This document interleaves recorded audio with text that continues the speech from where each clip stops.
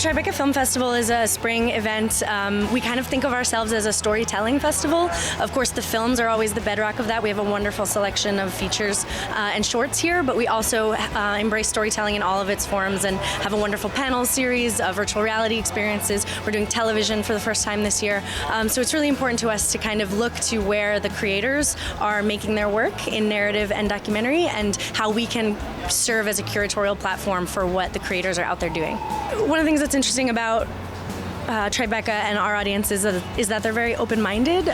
People come to films that they wouldn't necessarily pick out for themselves because they're here and because they trust the curation. So that's one of the things that I really like in the most general sense of when people come see something, they don't know what it is, they don't know what it's going to be, but they find it surprising and rewarding, and then they become invested in it. So I think we have a lot of films that sort of are instantly appealing to audiences. We have a wonderful film this year called Strike a Pose that's about Madonna's backup dancers from the Blonde Ambition tour, and they're reuniting after all these years to talk about their experiences. So I think that that's something that taps into a world that the viewer is familiar with, and they get to feel part of it and involved in it. But we also have films that are not about anyone they would have heard of. A beautiful, wonderful film called All This Panic that's about teenage girls growing up in New York City, and it's just so artful and so sensitive, and the girls are so candid and relatable that you just fall in love with them. And I think that's one of the things that I love seeing happen at the festival is when someone comes to see a film not knowing what it's about, who's in it, and walks away, and those people are, the new movie stars. They want to take a photo with them because they love the film so much and they feel so close to them.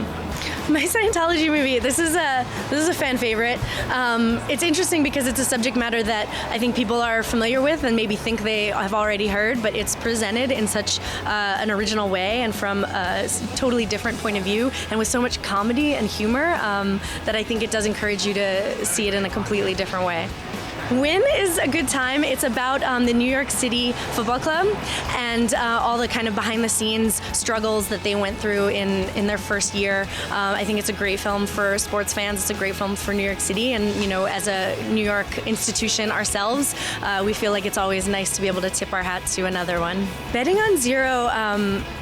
Having seen The Big Short recently, I saw it just before I'd seen Betting on Zero for the first time, and I thought that was so important, and so interesting. I think people are really starting to speak this language more fluently about the financial world, and so this film is able to kind of use that fluency to dig deeper and show us this very interesting kind of thriller-esque story from Wall Street. Solitaire is interesting because it's one of several films at the festival this year that are about the prison system and the justice system, and we're really seeing that as a trend, as something that filmmakers are interested in, and as a social issue. And this is a film that particularly deals with solitary confinement and what that looks like for the people who experience it, and the families and the guards. So I think it's really important conversation to start having, and I think we're going to see it become a bigger conversation in the American dialogue at large, and the filmmakers are kind of ahead of the curve in telling these stories right now.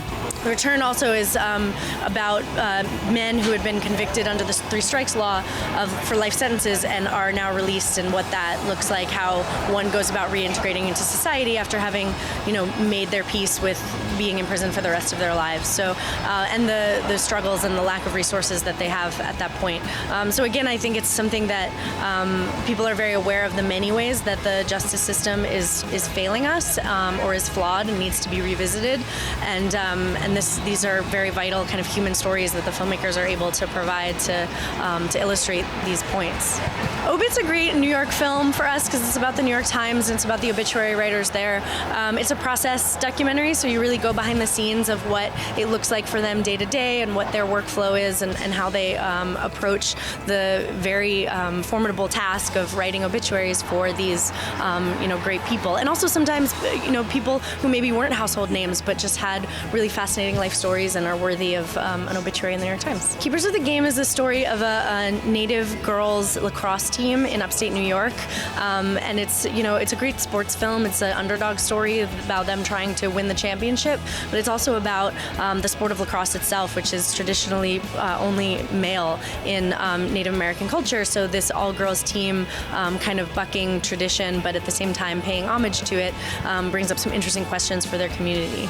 So one of the things that's really important to us is that documentaries have an equal platform to narrative films at this festival, and I think we always find it really rewarding when a documentary pops and gets a lot of attention. That's something that's quite common here because we give them an equal platform to the way the narrative films are presented. We had a wonderful documentary called Contemporary Color that opened our documentary competition this year, and we did a premiere screening at our 1,000-seat venue, our premier red carpet venue. It's a concert film curated by David Byrne, and he was there, and there was a wonderful performance after. So we really treat the documentary films well here and give them a huge opportunity for audience and for press and for that platform. My hope is that Tribeca can serve as a launching pad for these films, and that we're just the first step on a really long journey. There are so many films that are about really important issues or represent wonderful filmmaking voices that are kind of just getting started. So this can be a real opportunity to get those films in front of wider audiences, both here at the festival and moving forward across the world.